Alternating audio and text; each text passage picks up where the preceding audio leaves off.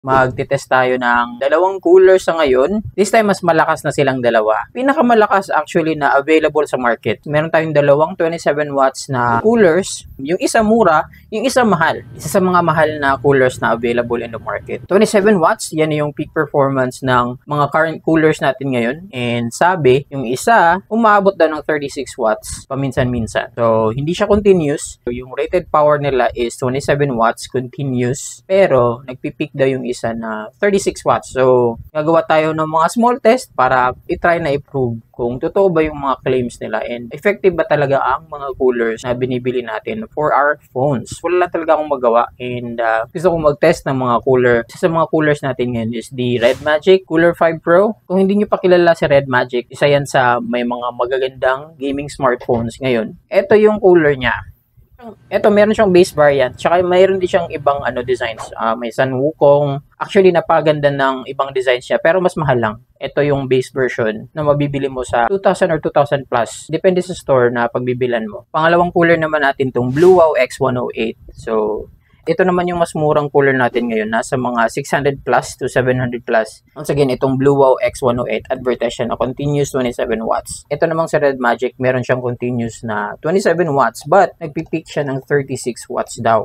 Pwede siyang umabot ng 36 watts of cooling, siguro mga ilang seconds lang. So, advertise siya na yung sinasabi ng brand mismo. Kasi alam naman natin, lahat ng mga brands, phones, coolers, kahit mga sasakyan, minsan, pinapasobrahan nila yung sinasabi nila within their products para makapagbenta sila. So, we're gonna go ahead and test it out. Makikita natin yan within our test.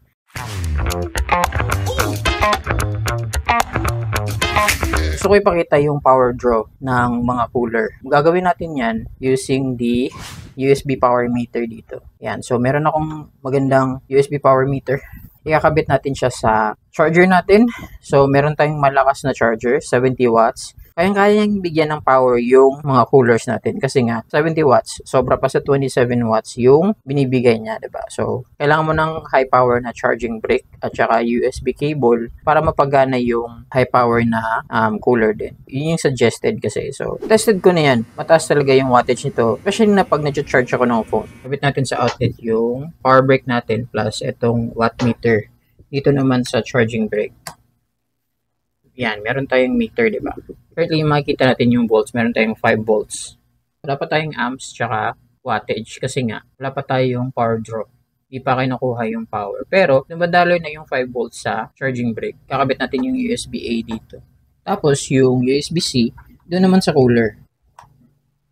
Unahin na natin yung X108. Kakabit natin. Tsaka, titingnan natin kung ilang watts yung dinodraw niya galing sa 70 watts natin na charging brick.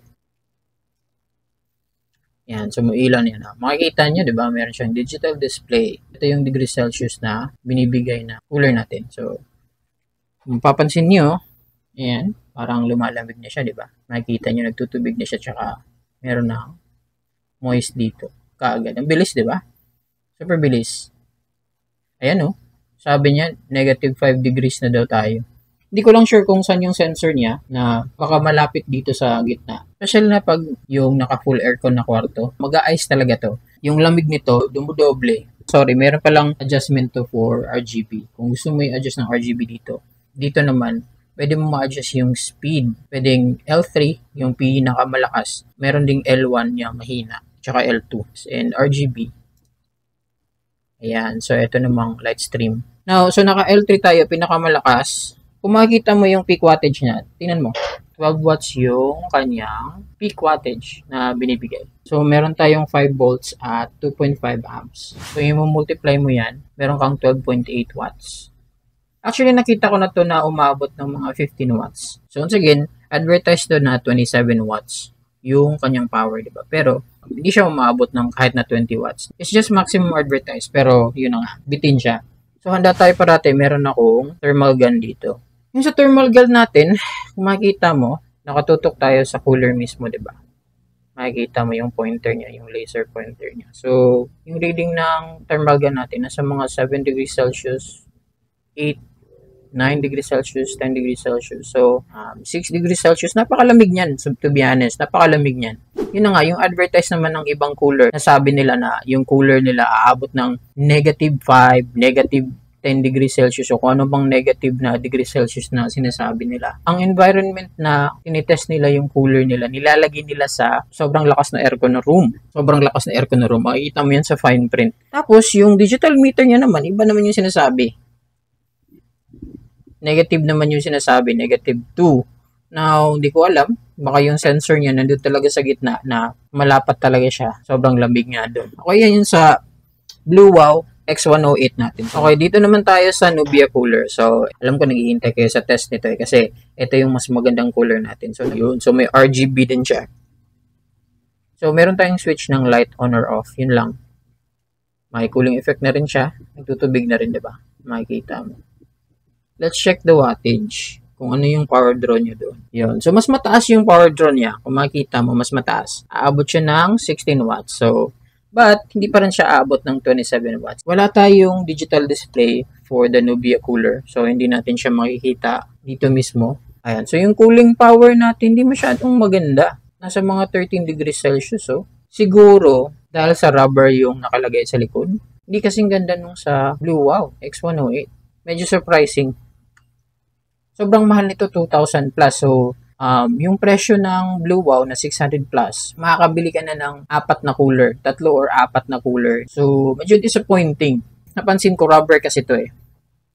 While yung sa X108, metal, yung nakalagay dito. So, I guess, hindi masyadong tumatalab yung cooling niya sa rubber. Mas madali talagang mag-init o kaya lumamig yung metal eh. Saka yung rubber, parang napipigilan niya yung paglamig. Tsaka mataas yung wattage niya oh. Kung mapapansin mo, 15 to 16 watts yung kinukuha niya na wattage pero mahina yung actual cooling na binibigay dito. Hindi pa naman natin ginagamit sa phone to. So yung next test natin, ilalagay natin sa phone habang nag-games.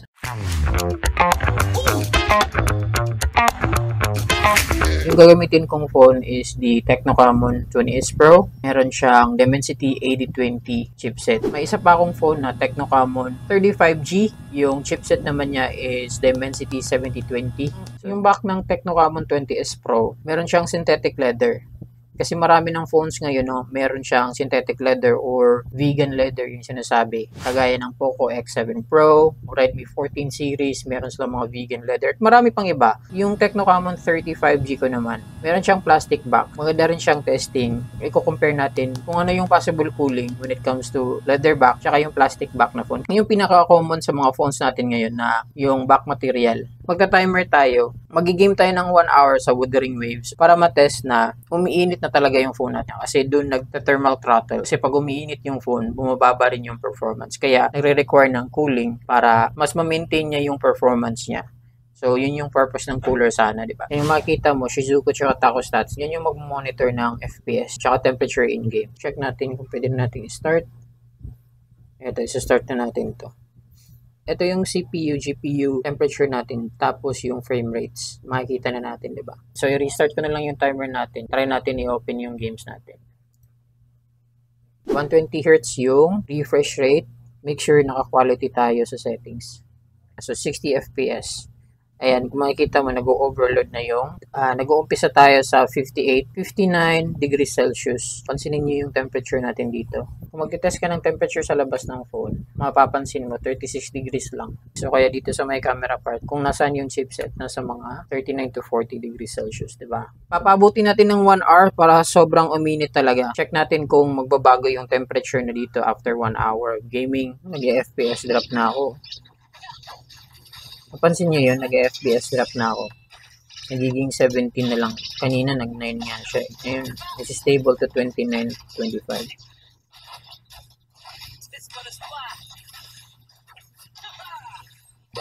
Ito, boss fight. Yan.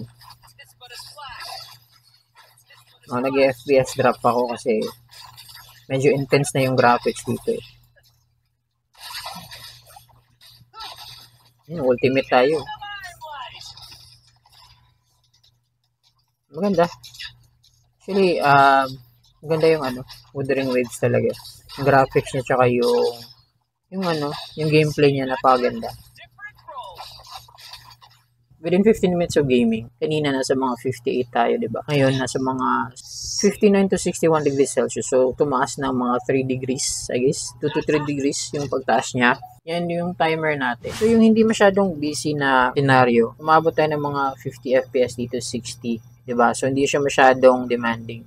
Kasi nandito tayo sa loob ng parang building. Tayo lang nasa loob. So, hindi masyadong busy. Level 35 na Inferno Rider.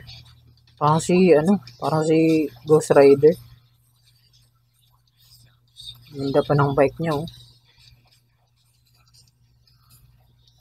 So, yung temp natin ngayon, malapit na tayong mag 1 hour in gaming. Tsaka, andito nga tayo sa boss. Nasa 61 degrees na tayo. 60 degrees, 61. So, ganun pa rin. Kung makikita nyo, umabot na tayo ng 1 hour gaming. Yung temperature naman natin, medyo tumaas ng konti. Nasa mga 61, 60 degrees Celsius tayo. Minsan umaabot siya ng 62, diba? Let's try the cooler kung effective ba talaga siya. Unahin natin yung BlueWow X108. Kung magiging effective ba siya to cool our phone. Kasi nga, umaabot na siya ng 62 degrees Celsius. Yan, sa may baba. 36 degrees Celsius. Dito naman sa may camera part na mas mainit. 40 degrees Celsius tayo sa labas. Yan, nga pala yung cooler natin. May kasama siyang bracket. Make sure na yung digital display nandyan para sakto siya. Kailangan nating i-align ng maayos para wala siyang gap dito. 70 watts charger with the USB monitor tsaka yung capable niya na USB cable. Kakabit natin yung cooler tsaka make sure natin na naka L3 yung pinakamalakas. Yung wattage na hatak niya is 12 watts. Nasa 62 to 63 degrees Celsius tayo. Tumataas. Okay? Meron na tayong cooler. Kung makikita mo yung lamig ng cooler natin is 6 degrees Celsius daw. Tingnan nyo yung tingnan nyo yung temperature. 63, 61. Hindi nagbabago, diba? So, magigame pa tayo. Oh. So, isiset ko ulit yung timer ko. Ayan. So, yung timer natin nasa 1 hour and 6 minutes.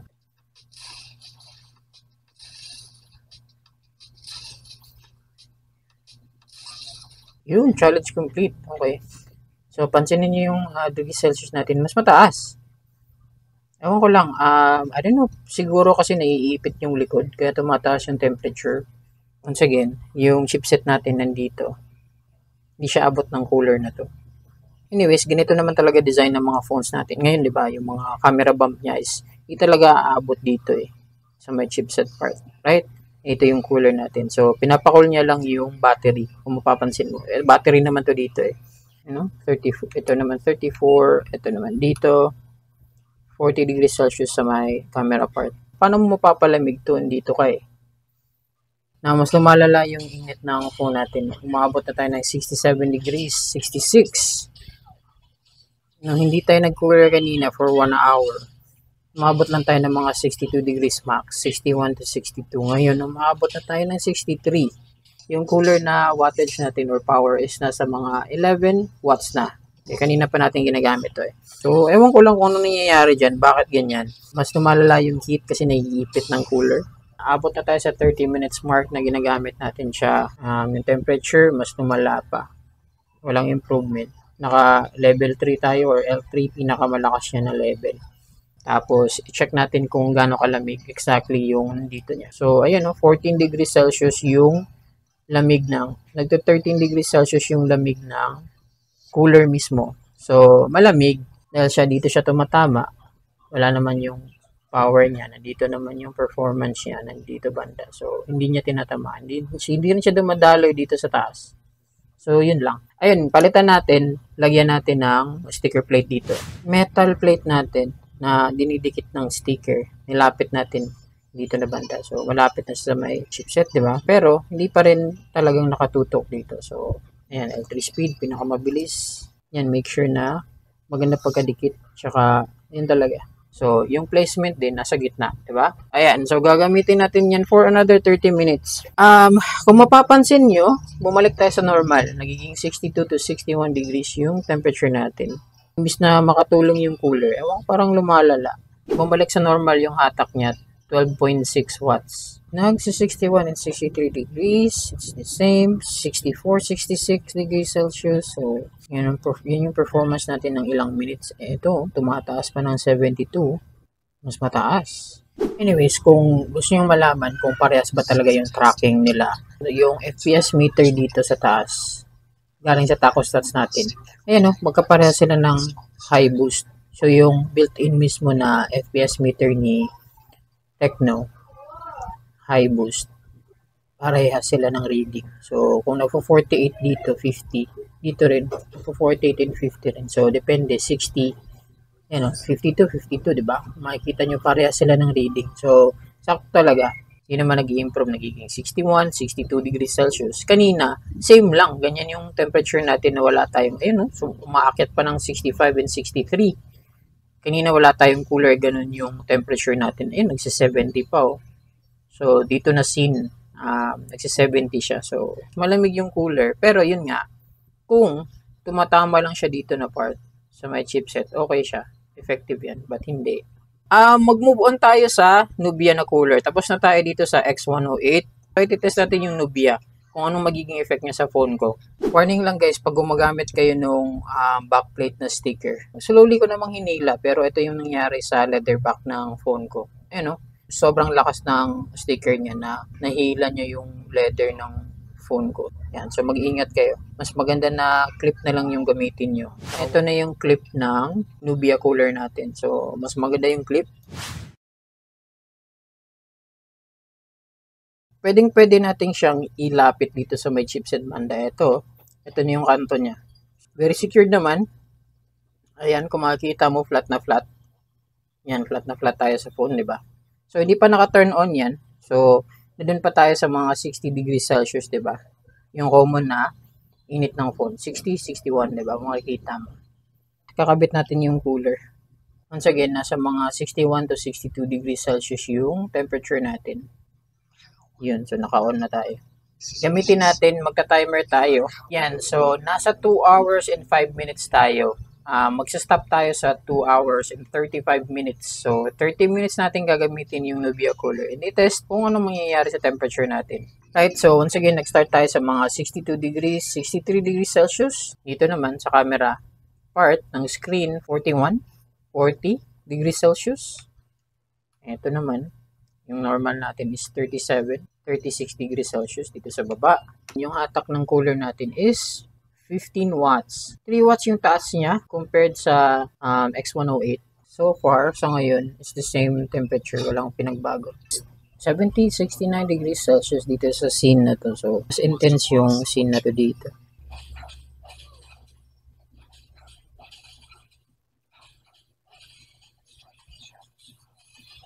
Kaya naman to kasing level ko naman. Papatayin ko to.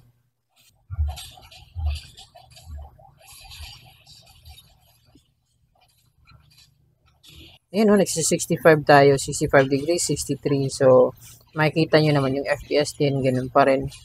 It's the same. Very common kasi medyo heavy yung scenario natin. So, nasa mga nag-FPS drop tayo ng 17, 20 FPS, 19, ganun. 21 FPS. Diba? So, mababa. As per our conclusion with using the cooler, etong Red Magic Cooler 5 Pro, kung hindi naman siya doon nakatapat talaga sa chipset, wala din siyang effect talaga. So, here's our chipset, here's our cooler, dito yung lumalamig sa battery part, then yung power ng cooler natin yun is nasa mga 16 watts. Yan o. Tapos, i-check natin yung lamig using our thermal gun. Ayan, so malamig naman siya.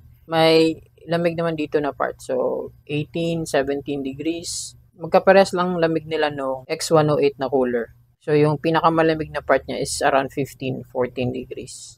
Yeah, kung makikita mo, cool to the touch naman din. Yan. Tingnan mo. Itutubig. Meron talagang cooling na nangyayari dito. It's nowhere effective kung ilalagay mo siya sa phone mo. Right? Halos same lang sila ng cooling power sa totoo lang. Mas premium lang talaga yung brand tsaka yung build ni Red Magic. Mas maganda tingnan. It's a gimmick for the phone designs. Actually, napakaganda ng mga cooler na to. Kung kung yung design lang ng mga phones natin, nasa gitna yung chipset. Unfortunately, sa lahat ng design ng phones natin ngayon, maliban na lang sa ROG phones, chipset niya is within the camera part na hindi abot, although may cooling yung coolers natin, yun na nga, hindi siya effective. Marami tayong natutunan within our testing dito.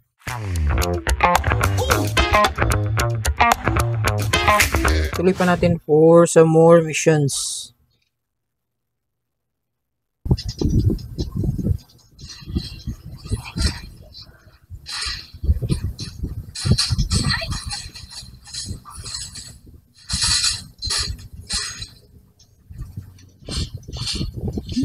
Nagpapari siya. Tapos attack. Malapit na tayo sa 1 hour mark. I-test natin yung temperature ng phone. So may baba tayo. 35 degrees Celsius dito sa baba. 36. Dito sa may camera part. Ayan, so 39. So, yeah, 39 yung pinakamataas dito sa my screen habang naglalaro for 1 hour. So, approaching na tayo ng 1 hour. 7 minutes na lang. Magwa 1 hour na tayo. Yung temperature natin sa scene na to is 64 degrees Celsius, 63. Okay, gagamitin natin yung cooler. I-Blue Wow na naman yung unahin natin. Blue Wow X108. Right, so kung makikita nyo, meron talagang slight improvement sa temperature. Hindi na tayo nagre-reach ng like 63 degrees Celsius sa ngayon. Right, within 30 minutes, ayun oh. Makita nyo, na-reach na natin yung 30 minutes mark with using the cooler. And, ayun na nga, hindi ko na siya nakita na nag-reach ng like 53 degrees Celsius. Nakikitaan pa natin siya na bumababa na siya ng 60 or 50 plus degrees Celsius. So, I think may improvement nga when using the cooler sa isang plastic back na phone. Right? So, mafe-feel mo ng konti, may lamig nga dito sa paligid. Hindi ko lang sure anong nangyayari, but nandito yung chipset natin, di ba? So, dito yung processing natin, nandito yung cooler. So, medyo, di ba, malayo. Nandito siya sa gilid. But, I think sa plastic back or sa cellphone na to may effect siya. Mababa naman yung temperature niya for like 1 degrees, 2 degrees, minsan 3 or 4 degrees Celsius na actually maganda. Mas manageable yung chipset performance. Parang babawiin ko yung sinasabi ko na gimmick lang tong mga coolers.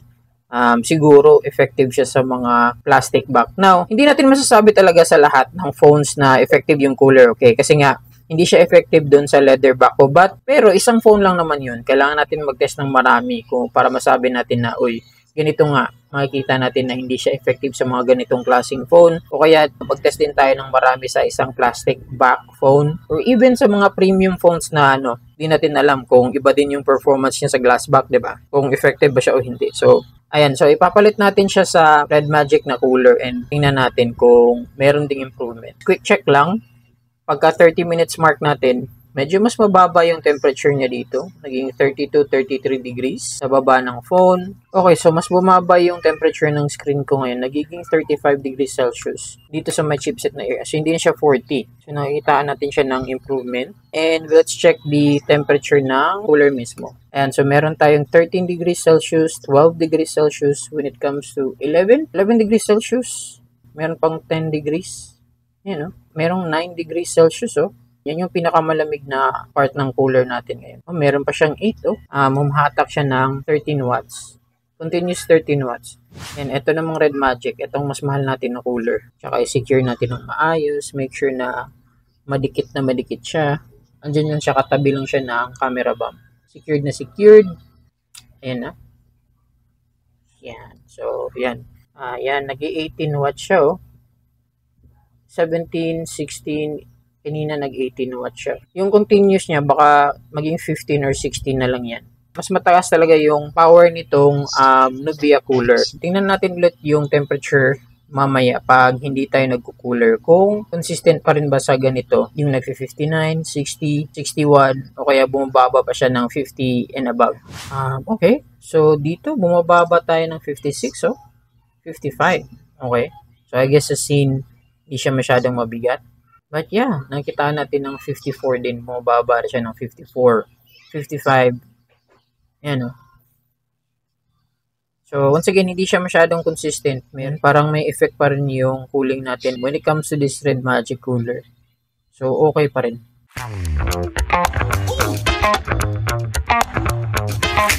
Sa dalawang testing na ginawa natin, ayun na nga, nakita natin yung leather back phone ko. Yung hindi masyadong effective yung cooling niya, diba? Parang mas lumala pa yung init ng phone nung kinabitan natin siya ng dalawang cooler. So, sa dalawang cooler mismo, medyo tumataas lalo yung temperature niya, imbis na bumababa. So, ewan ko lang kung anong effect nun. Bakit? Okay naman, gumagana naman yung dalawang cooler. Right? Kinabit natin sa likod. Very flat naman sila. Right? Very secured naman sa likod. Ganon din yung resulta ng previous video ko sa leather back phone ko na Camon 20S Pro 5G. Yung sa plastic back phone naman natin na Camon 35G, mas maganda yung result niya. So, may nakikitaan tayong pagbaba ng temperature talaga when using the coolers. Kasi yung temperature niya na nasa mga 60 degrees Celsius, 61, o kaya umaabot ng 63 degrees Celsius, bumababa talaga siya up to like 50 plus degrees Celsius. Nakitaan nga natin siya na umabot siya ng 54 degrees, 55 degrees. Yun na nga, hindi naman siya steady sa ganun. Bumababa, tumataas pa rin siya. Meron pa rin siyang difference ng mga ilang degrees Celsius. So, the Blue Wow X108 tsaka si Red Magic Cooler 5 Pro. Dalawang phones lang naman yung na-test natin, okay? Dalawang phones, so hindi pa talaga natin masasabi na eto ganyan, hindi gumagana sa leather back phones o kaya mas gumagana siya sa mga plastic back. Hindi ko rin siya na-test sa glass back, yung mga premium devices na merong glass back. Hindi ko siya na-test sa ganun. So, sa ngayon, ayun na nga, gumawa tayo ng mga maliliit na test to try and see kung ano yung result ng high wattage na cooler sa mga phones natin, and yun na yun. Marami tayong natutunan once again. So, thank you so much sa panonood. Subscribe kayo kung nagustuhan nyo to, and take care na muna. Bye-bye.